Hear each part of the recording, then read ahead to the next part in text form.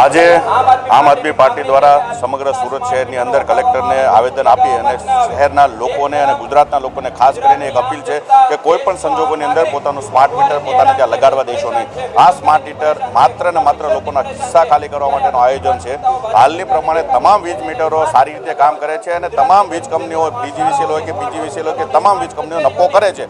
એનો મતલબ છે કે કોઈ પણ પ્રકારની વીજ મીટરોમાં ખામી નથી, પરંતુ લોકોના ખિસ્સામાંથી એડવાન્સમાં રૂપિયા લેવાના નામે લોકોને સ્માર્ટ મીટર આપવામાં આવે છે। અને આનું સૌથી મોટું નુકસાન હાલમાં એ છે કે જ્યારે ગ્રીન એનર્જી તરફ શહેર આગળ વધતું હોય, રાજ્ય આગળ વધતું હોય, ત્યારે સ્માર્ટ પેનલ એટલે કે સોલાર પેનલો જે છે આપવામાં માટે થઈને ફરજિયાત સ્માર્ટ મીટર મૂકવાનું કહે છે, જેના કારણે કેટલા બધા લોકો સ્માર્ટ મીટર મૂકવાના ડરથી ડરે છે અને જેના કારણે એ લોકોને ત્યાં સોલાર પેનલો પણ મૂકી શકાતી નથી।